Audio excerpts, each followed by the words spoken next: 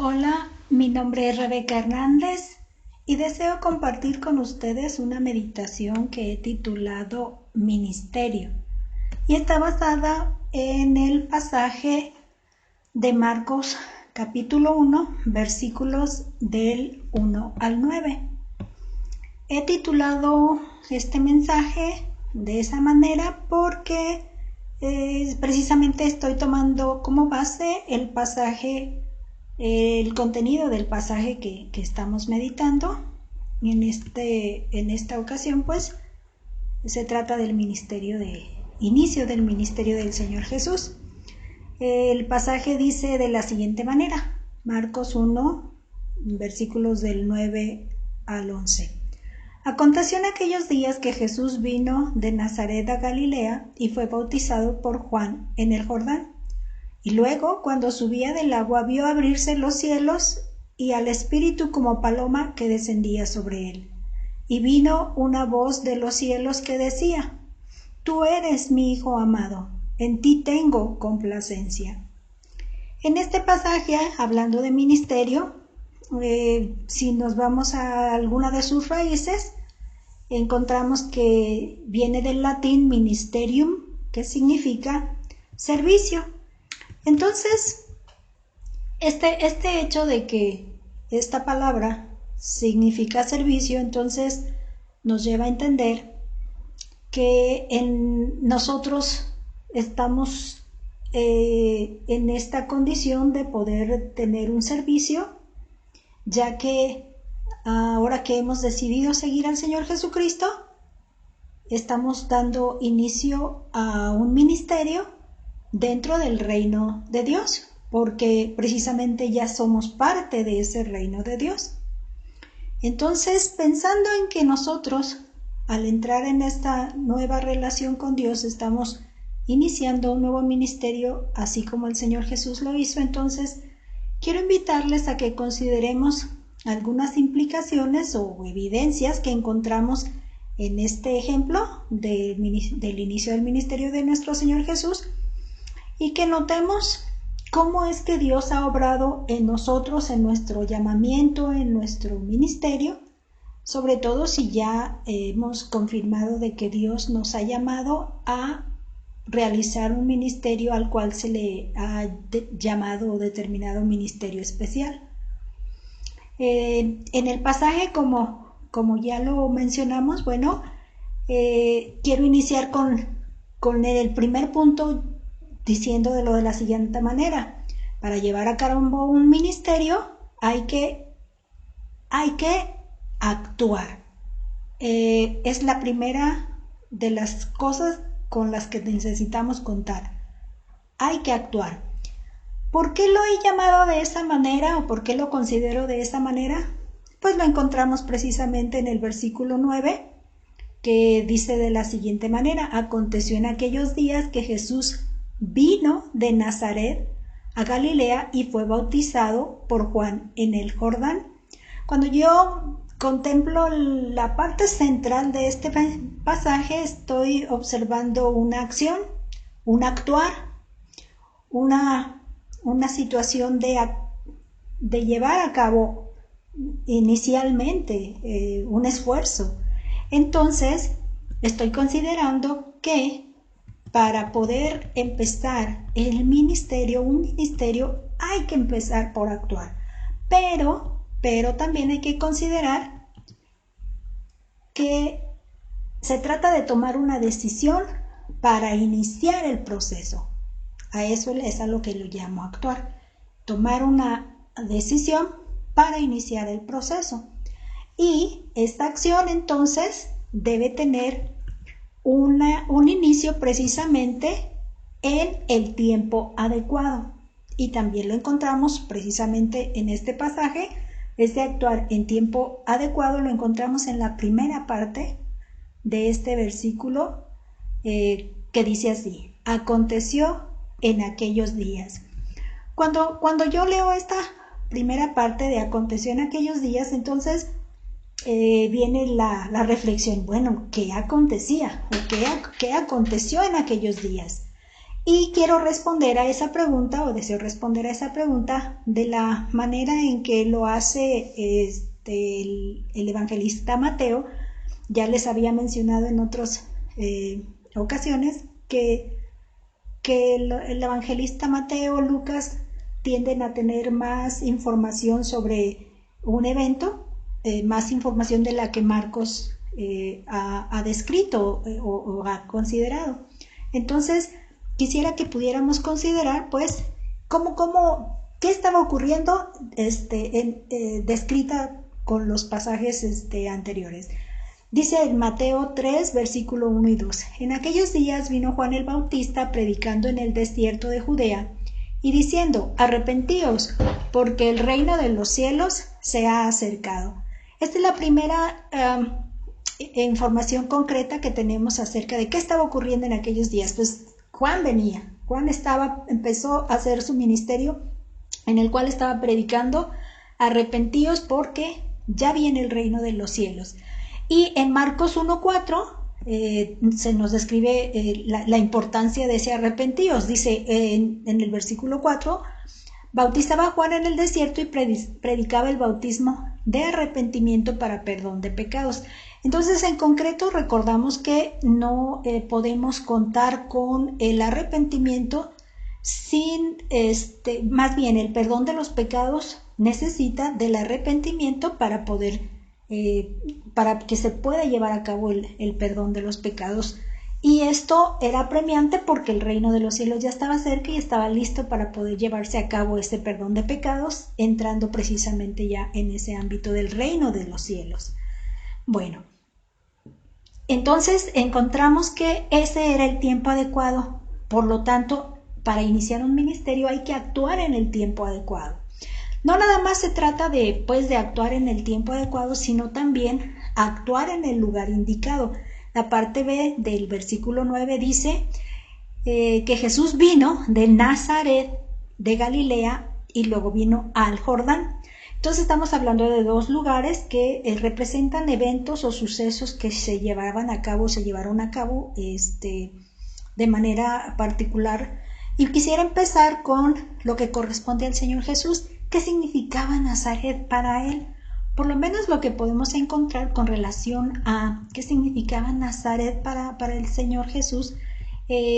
Rápidamente me vino a la mente el pasaje en donde el Señor Jesús fue creciendo, porque precisamente nace en Belén, pero él dice que viene de Nazaret para al Jordán con Juan.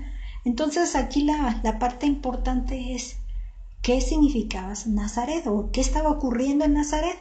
Y el pasaje que quiero mostrarles o con el que quiero meditar este enfoque es en el de Lucas 2, 51 y 52.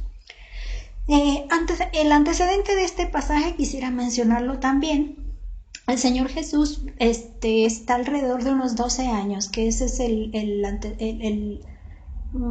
la edad en la que él podía estar en las fiestas en Jerusalén y estar a esa edad era la edad en que iniciaban a poder participar en lo que son las fiestas no recuerdo con exactitud si se trataba de la Pascua, pero era un evento en donde el Señor Jesús está en el templo y termina el evento, termina la festividad y regresan de Jerusalén a Nazaret, pero sus papás se dan cuenta de que no viene él con la contingencia, con el grupo, entonces se regresan a Jerusalén y lo encuentran en el templo y él les responde que porque están tan alarmados y ellos deben de darse cuenta que en los negocios de su padre es donde él debe estar.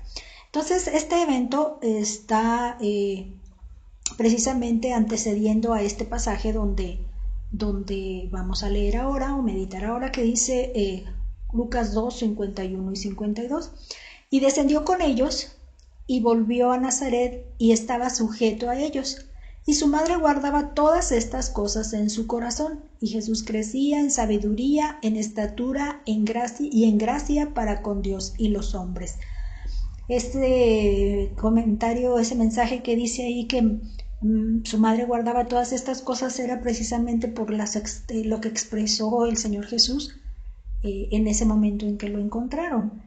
Pero lo que sí estamos dándonos cuenta es que es lo último que se menciona con relación a su niñez y en todo ese momento, hasta este momento en el que aparece el Señor Jesús otra vez con Juan para ser bautizado, entonces estamos hablando que es un periodo en el que se reduce en estas palabras. Él crecía y se desarrollaba en estatura, en sabiduría, en inteligencia, desarrollaba, me imagino que estudios académicos, estudios de profesión, como lo era su padre en carpintería, y algo que en otras palabras se podría expresar diciendo que él llegó a formarse como un hombre de bien.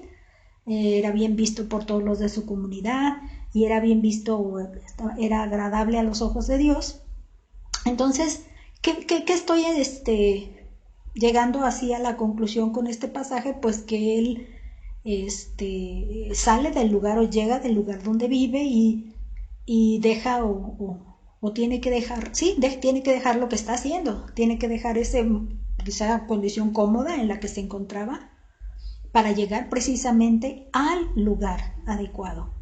Actuar llegando al lugar adecuado implicando que se deben dejar algunas comodidades o situaciones en las que estaba desempeñando actividades cotidianas. Es lo que estoy tratando de ver, ¿no? Entonces aquí es importante entonces pensar en ese lugar indicado, pero también es importante actuar en el requisito adecuado. ¿Y por qué no dije con el requisito adecuado? Nada más para uniformar los puntos en ese primer conectores de en el requisito adecuado. ¿Por qué pienso de esta manera como un requisito? Precisamente porque ¿qué fue lo que sucedió? En la parte C de ese versículo 9 dice que Juan, que fue bautizado por Juan en el Jordán. El Señor Jesús fue bautizado, ese es el requisito, fue bautizado. Y cuando pensamos en este hecho de que se trata pues de un requisito, estoy dándole respuesta o enfoque como tal, como requisito, porque precisamente el Señor Jesús tuvo que llevar a cabo cumplir el requisito para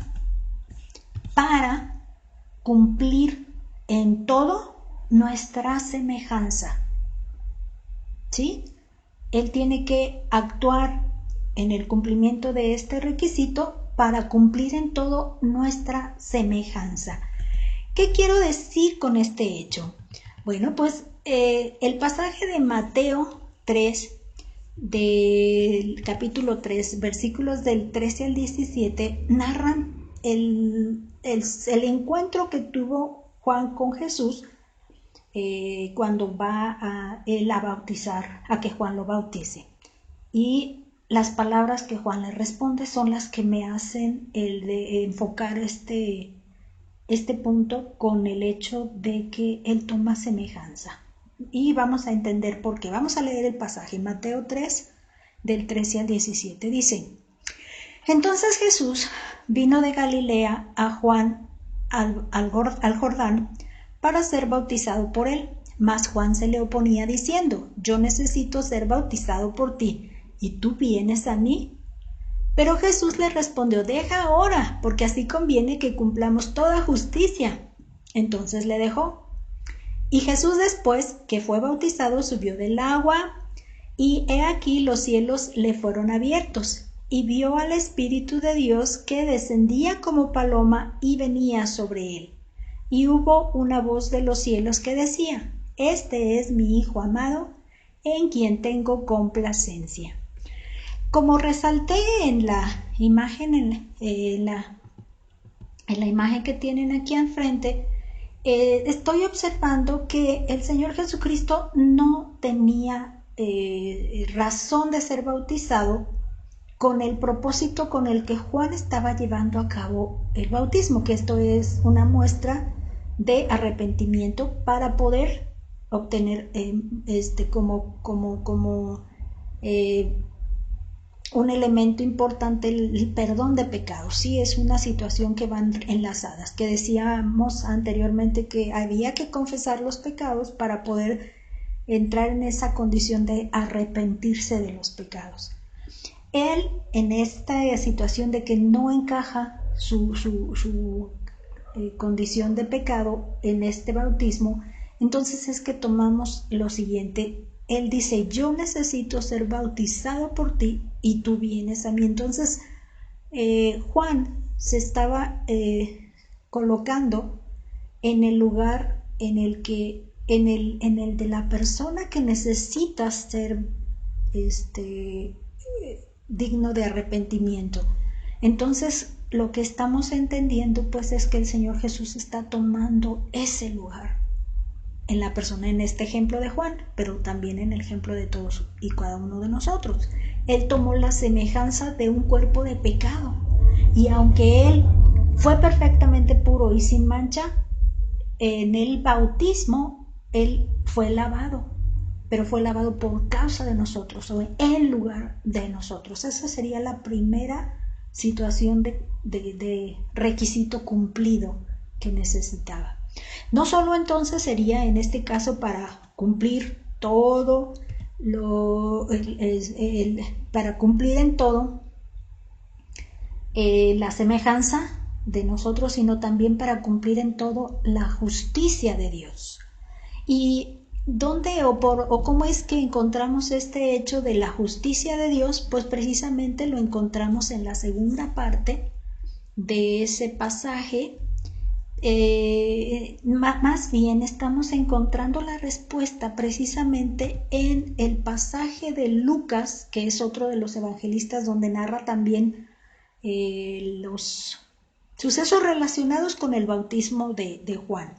¿Qué ocurría precisamente en este evento de Lucas 7, 29 y 30? El Señor Jesús está llevando toda la atención del pueblo y de quienes estaban en esa ocasión hacia Juan el Bautista, haciéndoles saber qué tipo de persona ellos salieron a ver.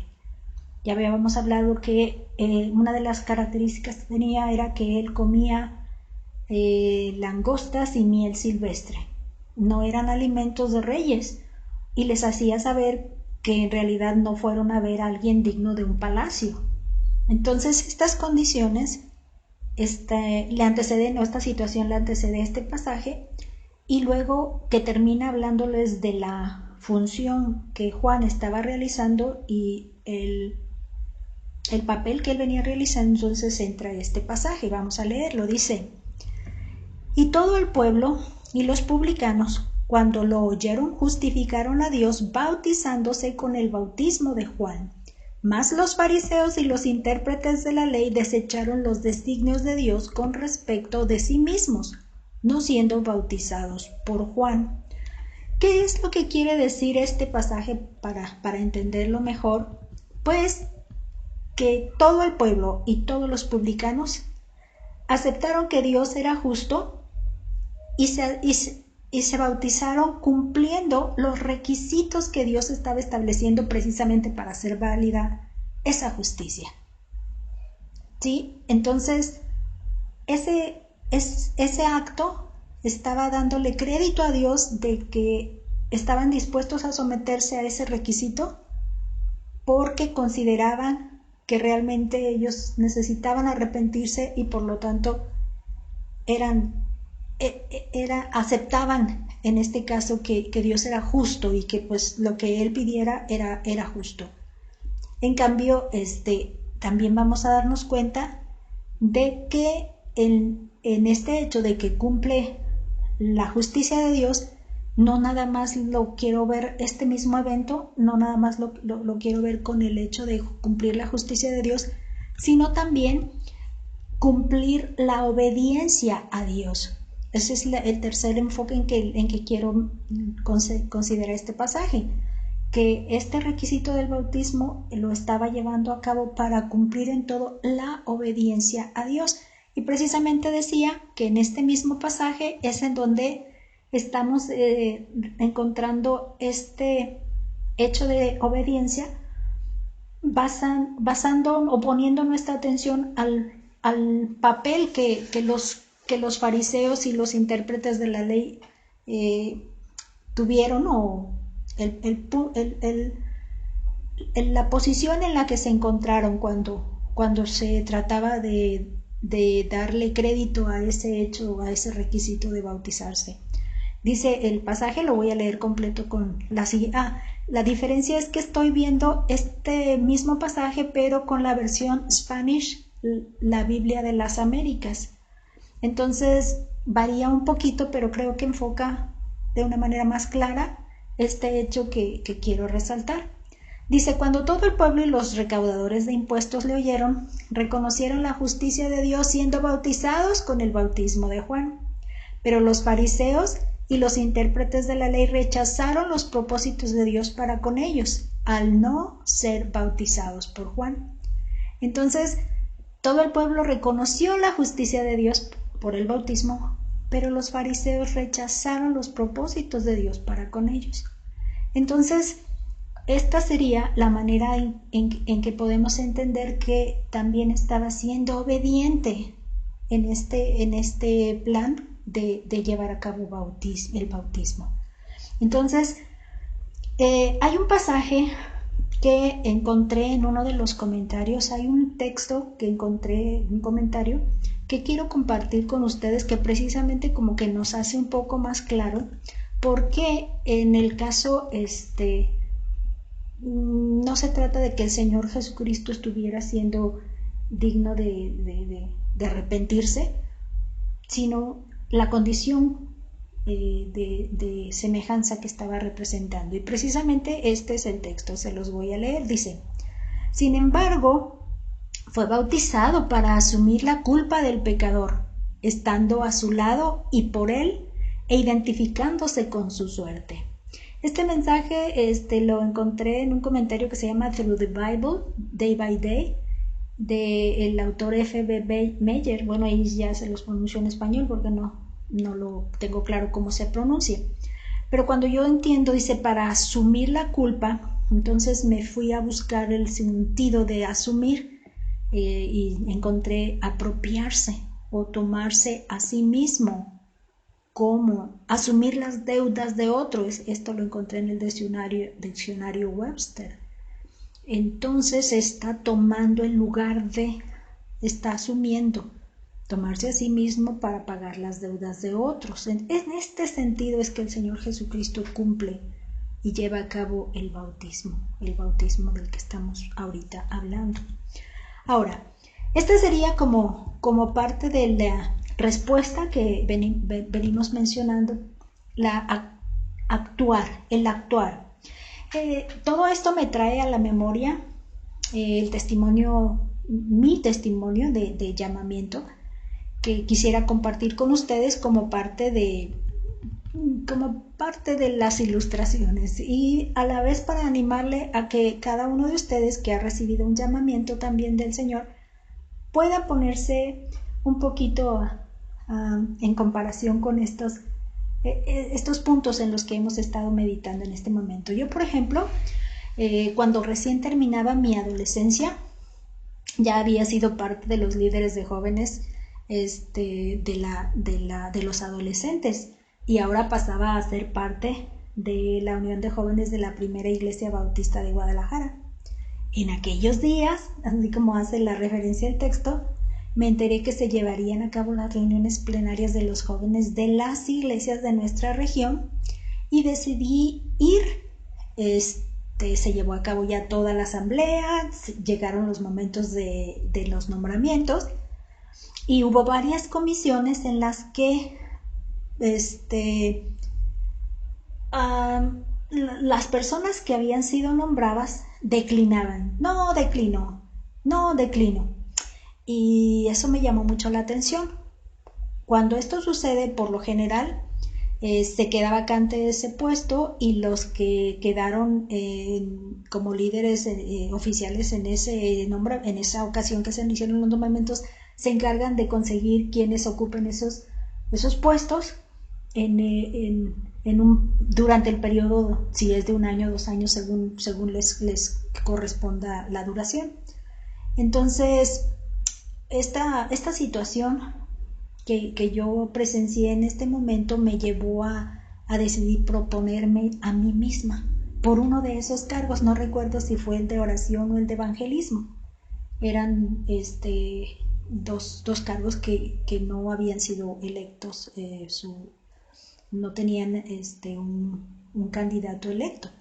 Entonces decidí proponerme a mí mismo. De hecho, creo que fue una de las ocasiones que no era muy común que sucediera que alguien se propusiera a sí mismo, pero esa fue una reunión en la que más, creo que empecé yo y luego alguien más hizo lo mismo.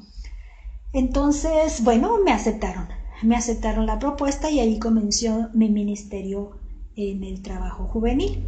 Más adelante estuve trabajando en lo que es el departamento misionero de la Sociedad Auxiliar de Señoritas, que es un departamento de la Unión Femenil de las iglesias.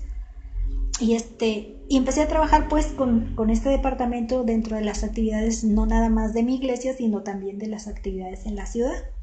Y luego participé en alguno de sus retiros, y en uno de los retiros que me llamó la atención precisamente la importancia de ese retiro fue porque nos dieron a conocer de unas brigadas misioneras que se realizaban cada año en este departamento a nivel nacional, que con estas brigadas se apoyaba a las iglesias en las regiones más remotas de nuestro país.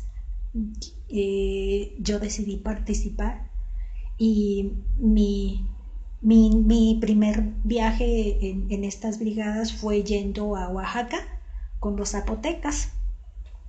El plan de estas brigadas misioneras era dar clases bíblicas a los niños por las mañanas, estudios bíblicos o predicaciones a la iglesia por las tardes, y me parece que evangelismo casa por casa. De eso no estoy así tan segura, perdón, pero fueron los eventos. Entonces fue mi primera experiencia con actividades de este tipo.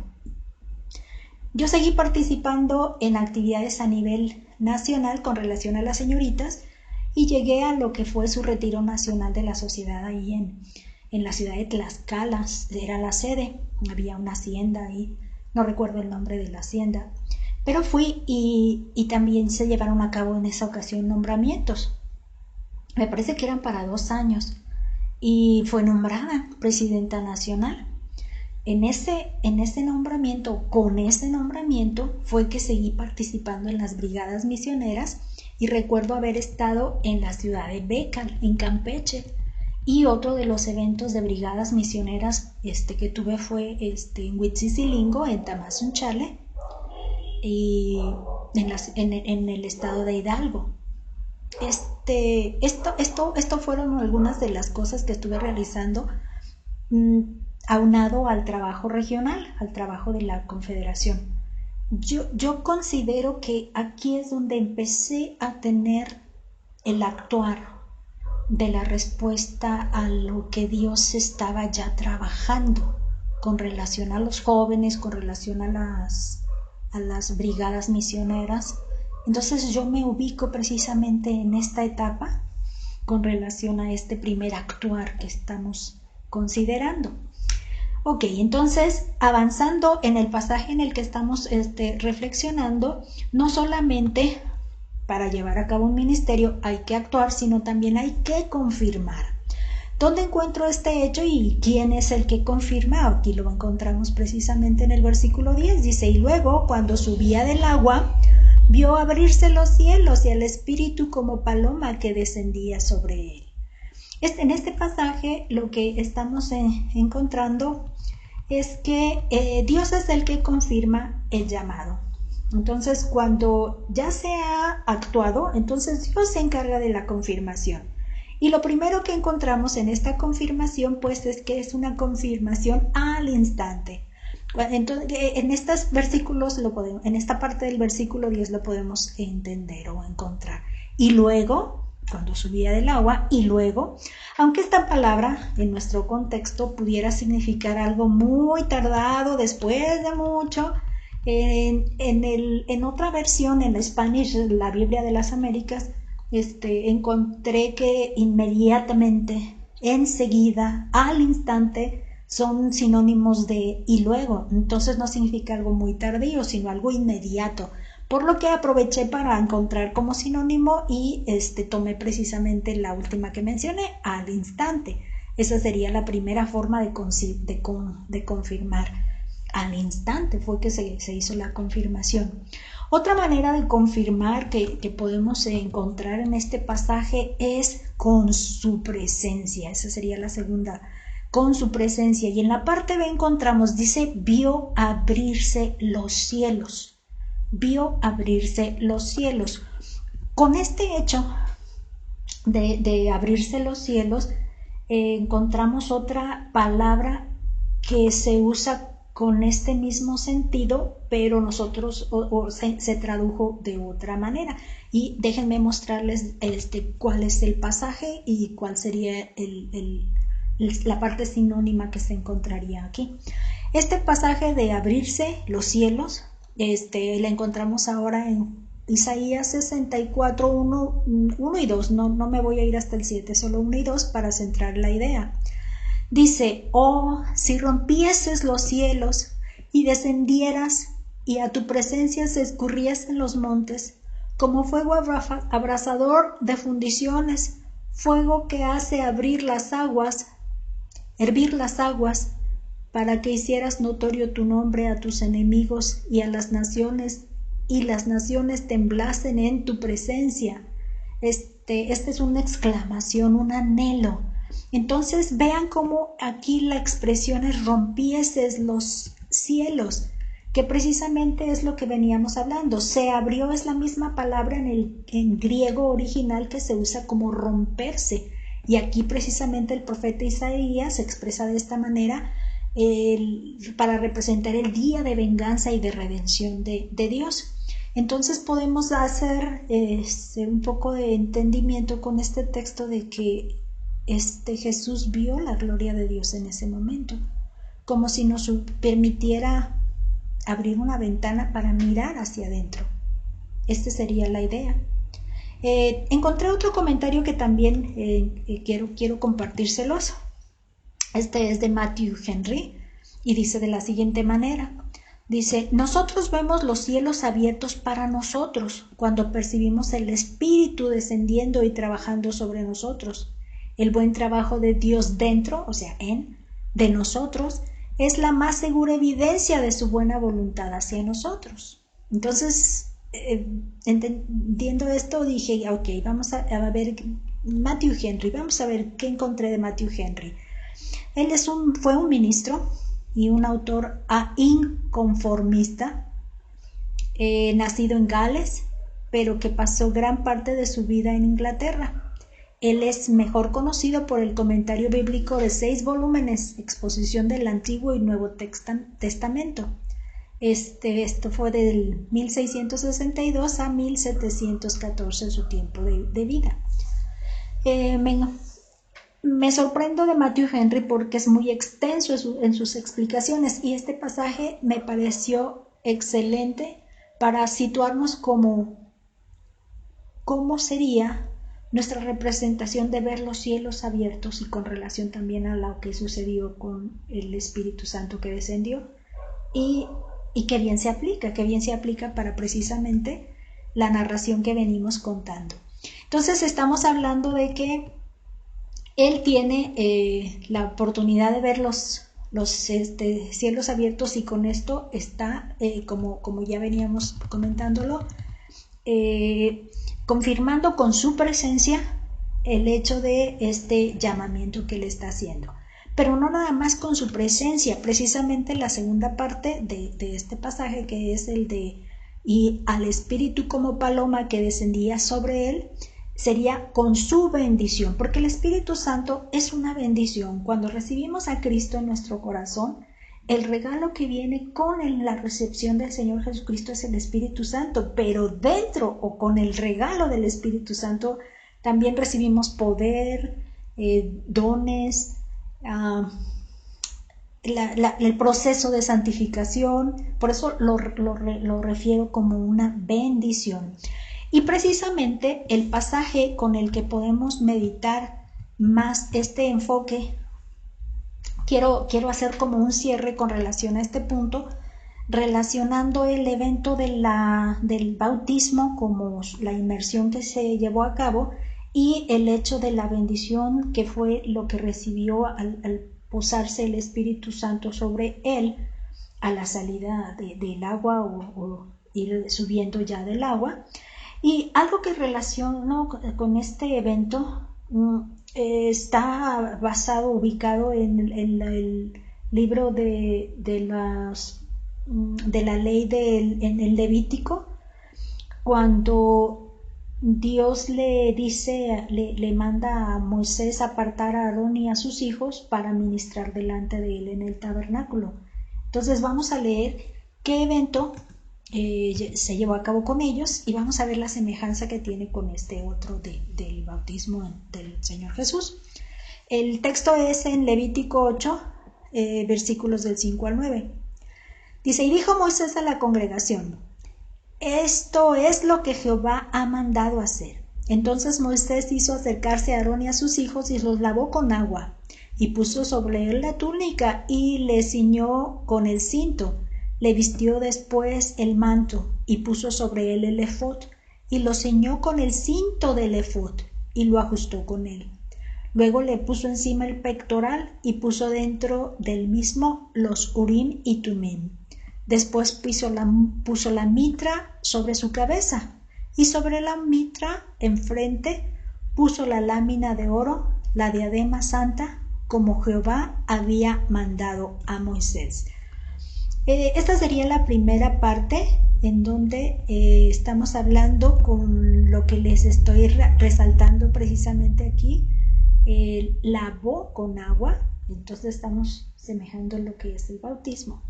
Ahora vamos a ver la siguiente porción, que precisamente está en el mismo capítulo, más adelante, bueno, a continuación. Dice: y tomó Moisés el aceite de la unción y ungió el tabernáculo y todas las cosas que estaban en él y la santificó, y roció de él sobre el altar 7 veces y ungió el altar y todos los utensilios y la fuente y su base para santificarlos, y derramó el aceite de la unción sobre la cabeza de Aarón y lo ungió para santificarlo. Después Moisés hizo acercarse a los hijos de Aarón y les vistió las túnicas, los ciñó con cintos y les ajustó las tiaras, como Jehová lo había mandado a Moisés. Aquí vemos precisamente la presencia del Espíritu Santo con el ejemplo del aceite de la unción, precisamente por la función que cumple de santificar. Esa es la semejanza que tiene con el Espíritu Santo. Entonces vamos a entender, pues, o ver aquí, que entre los requisitos estaba el lavamiento con agua, que presentaría con el bautismo, y el aceite de la unción, que sería el que sobre él reposó el Espíritu Santo. Este pasaje entonces nos ilustra con este acto que el Señor Jesús fue consagrado como un sacerdote, así como Aarón y los hijos de Aarón. Pero no nada más sería la función o papel que estaba representando, que desempeñaría como ministerio. También podemos ir a Isaías, que es otro de los textos que habla de la unción o de ser ungido. Este es Isaías 42 del 1 al 4. Dice: he aquí mi siervo, yo le sostendré, mi escogido, en quien mi alma tiene contentamiento. He puesto sobre él mi espíritu. Él traerá justicia a las naciones, no gritará, no alzará su voz, no la hará oír en las calles, no quebrará la caña cascada, ni apagará el pábilo que humeare. Por medio de la verdad traerá justicia, no se cansará ni desmayará, hasta que establezca en la tierra justicia, y las costas esperarán su ley. Entonces, este viene a ser el otro evento en el que podemos centrar este acontecimiento. En este caso, estamos hablando del cumplimiento de redención que el Señor Jesucristo estaría cumpliendo o llevando a cabo.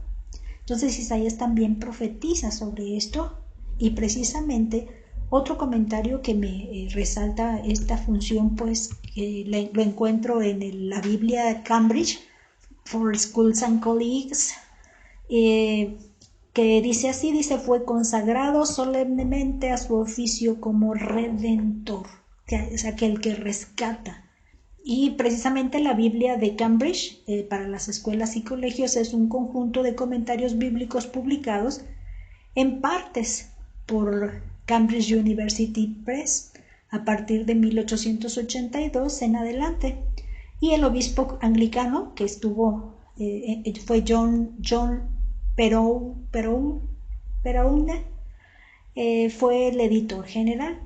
Este fue otro comentario que también me refuerza pues el pensamiento de que este es otro papel. Entonces, un ministerio donde es un sacerdote, un ministerio donde es un redentor, y yo diría estamos apenas empezando la lista del inicio de este ministerio en el que ahora él se encuentra. Ahora, quiero traer a mi reflexión el ejemplo de mi llamamiento.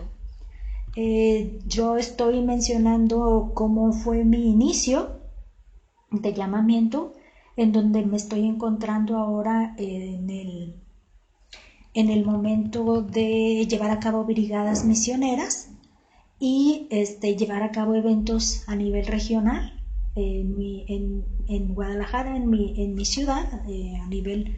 En ese entonces eran 3 estados los que comprendían nuestra confederación de jóvenes, era Jalisco, Colima y Nayarit. Actualmente ya están divididos en los 3 estados, pero esa fue una de las tareas que llevaba a cabo yo precisamente en ese entonces que estoy narrando. Entonces, para el tiempo de esa brigada en Huitzilingo, en Tamazunchale, en el estado de Hidalgo, yo ya había estado trabajando en escuelas bíblicas en las misiones de la primera iglesia bautista a la que yo pertenecía, y había, como oficial de la Confederación de Jóvenes Emanuel, ya había estado siendo tallerista en el campamento regional de Lambdin, que es nuestro campamento de la convención regional. Y casi de manera simultánea ocurrió algo muy, muy especial. Casi de manera simultánea en estas actividades del campamento, en estas actividades de las brigadas, empecé a recibir me empezaron a hacer la misma pregunta. Y esta es: ¿eres misionera? Me decían los chicos jóvenes o niños con los que trabajábamos. ¿Eres misionera? Entonces, más de una vez, en uno y en otro, y no estaban muy alejados un evento de otro cuando la misma pregunta. Por esto se me viene, me resalta perfectamente a la memoria, porque sí me doy cuenta que soy difícil de recordar cosas y eventos, pero este fue un evento que no me he podido olvidar. Aunado precisamente a la percepción de que yo necesitaba, fue otra de las cosas que no se me ha podido olvidar, cuando precisamente estando en la brigada en Huitzilingo, dando clase, me enfocaba un poco más bien en la de música, y en las tardes que daban los mensajes bíblicos, pero por las mañanas me dedicaba a música. Me daba cuenta yo que yo necesitaba más conocimiento y dominio de la palabra, de la Biblia, para poder compartir más con los que estaba yo enseñando. Y ahí fue donde percibí la necesidad de prepararme más. Y ahí fue donde empecé a obtener confirmación de este ministerio en el cual yo estaba ya dando respuesta al llamado que Dios estaba haciendo. Y no pasó mucho tiempo en que me fui a estudiar al Seminario Teológico Bautista Emanuel, y simultáneamente seguí trabajando en lo que fue el trabajo juvenil de mi región, que es la Confederación, y casi entrando al seminario inicié el trabajo a nivel nacional con la Unión Nacional de Jóvenes de nuestro país, la UNBJ de México. Entonces Dios empezó a confirmar y empecé mi preparación en el seminario, simultáneamente con el trabajo de los jóvenes en esos 2 niveles. Ahora, no solo cuando se inicia un ministerio, para llevar a cabo un ministerio hay que actuar, hay que confirmar, hay que ratificar. No porque sea una obligación, sino porque es parte del proceso en el que ahorita estamos viendo que se está llevando a cabo esta situación, este evento. Hay que ratificar. El versículo 11 lo menciona, dice: y vino una voz de los cielos que decía: tú eres mi Hijo amado, en ti tengo complacencia. El verbo ratificar es lo primero que les quiero explicar por qué usé ratificar como parte del punto que estamos meditando. Ratificar dice que es un verbo transitivo. Significa confirmar la validez o la verdad de una cosa que se ha dicho o se ha hecho anteriormente. Entonces yo estoy viendo que en el pasaje que de confirmación se estaban dando pues evidencias de que el llamamiento era de Dios y que las cosas estaban llevando su curso y estaban respaldadas por Dios. Pero en este siguiente versículo estoy viendo que Él ratifica las cosas. Y lo vamos a ver precisamente porque la manera en que lo hace, la ratifica por medio de la autenticidad o con la autenticidad. Se puede explicar mejor así. Ratifica con la autenticidad. ¿Por qué? Bueno, la primera parte de este versículo 11 dice: y vino una voz de los cielos. Ya habíamos visto que se abrieron los cielos y que, por decir algo, nos asomábamos a esa ventana. Pero en esta parte del pasaje dice: vino una, o sea, además de que ya se había visto esa escena, además se oyó, vino una voz de los cielos que decía. Entonces, con esto estamos con toda claridad observando que Dios está ratificando. Cuando Dios está llamando, Él mismo es quien te ratifica. Entonces, eso es una de las cosas que podemos decir con toda tranquilidad. Dios es el que se encarga de hacer la confirmación y el refuerzo de esa confirmación, ratificando. Volviendo otra vez a enfatizar que eso es lo que quiere para ti. Y no nada más con la autenticidad, sino también con la relación. Ratifica confirmando o ratificando con la relación. ¿Qué es lo que dice en la parte B? Tú eres mi Hijo amado. Lo que quiero resaltar con este punto es lo siguiente. En el pasaje de Isaías habíamos hablado de un personaje que iba a ser ungido y que estaba describiendo que Dios iba a poner su espíritu sobre ese ungido, ese mensajero, ese enviado, que pudiera haber sido cualquier tipo de personaje si Dios así lo hubiera decidido. Pero algo bien importante que vamos a observar en este pasaje es que no fue cualquier personaje, no fue cualquier ser el que Dios decidió enviar, sino que precisamente en este evento nos estamos enterando de que este enviado era el principal objeto de su amor hasta este momento. Se puede entender porque precisamente la manera en la que lo está describiendo nos hace entender de esa manera. Entonces, Dios hace claro que no es cualquier ungido el que está enviando, sino su propio Hijo. Expresa su paternidad. Dios es su Padre. Jesús es su Hijo al que ama.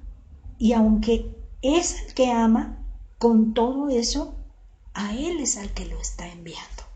Entonces, sí podemos entender qué tan relevante es esta expresión.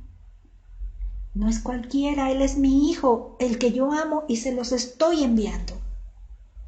Esas son las palabras que estamos escuchando aquí. No era cualquiera, era su Hijo, el amado, su amado. Y es a Él al que está enviando. Entonces está ratificando esa relación con estas palabras. No nada más entonces está ratificando con la relación, también con la aceptación. O sea, las condiciones en las que él decía, estoy aceptándolo y es alguien con el que yo le doy toda mi aceptación. Precisamente así lo dice en este pasaje, dice, en ti tengo complacencia, estoy complacido de ti. Dios se complace con la obediencia, y esta es una de las cosas que vamos a observar en este evento. Dios lo hace claro al que lo llama, también le hace claro el hecho de que está aceptándolo, y se lo hace claro precisamente al que acepta. Así como yo pude darme cuenta de que Dios me aceptó a mí y me llamó y me está aceptando porque está confirmando mi ministerio con tantas experiencias que me dejó ver y me ha dejado ver, que es algo que yo puedo vivirlo ahí. Pero también estoy dándome cuenta de que no nada más se lo hace claro a uno, a uno mismo, que es la persona llamada. En las palabras que se está usando aquí en este pasaje de Marcos, las palabras están dirigidas hacia el Hijo. Dice, tú eres mi Hijo, en ti tengo complacencia. Entonces, en este caso, Jesús, que está iniciando su ministerio, está sintiendo la aceptación, sintiendo esa ratificación de la relación que hay. Pero en esta otra manera en que este otro evangelista, Mateo, lo registró, nos hace ver otro enfoque de la ratificación. Por ejemplo, dice Mateo 13:17, y hubo una voz de los cielos que decía, este es mi Hijo amado, en quien tengo complacencia. Esta forma, como les decía, ya no se lo está diciendo directo a Jesús, está diciéndolo a los que escuchan. Y en este caso recuerdo bien que Juan hizo precisamente un testimonio diciendo que el que lo había enviado le dijo, sobre quien veas descender el Espíritu Santo como paloma, ese es el que bautizará con el Espíritu Santo. Entonces estoy viendo que Juan puede ser uno de los que escuchó y a quien precisamente se estaría encargando ahora de ser el testigo de que esa ratificación se estaba dando. Entonces, lo que estoy como único, pero estaba todo el pueblo ahí, todos los que estaban siendo bautizados en ese momento, que escucharon, más de uno estuvo escuchando allí. Pero quisiera por lo menos entrar en Juan, el que Juan lo atestiguaría. Y precisamente ese es el otro enfoque, de que no nada más se va a ratificar para la aceptación que tiene no solo a ti como el llamado, sino a los que estén de testigos de ese llamado, o de los hechos, o de los frutos de ese llamado. Es lo que estoy entendiendo, enfocando un poco en cuanto a esta forma, puntos de vista diferentes de narración. Entonces quiere decir que viéndolo de un lado, viendo del otro, la ratificación es para cubrir todos los enfoques.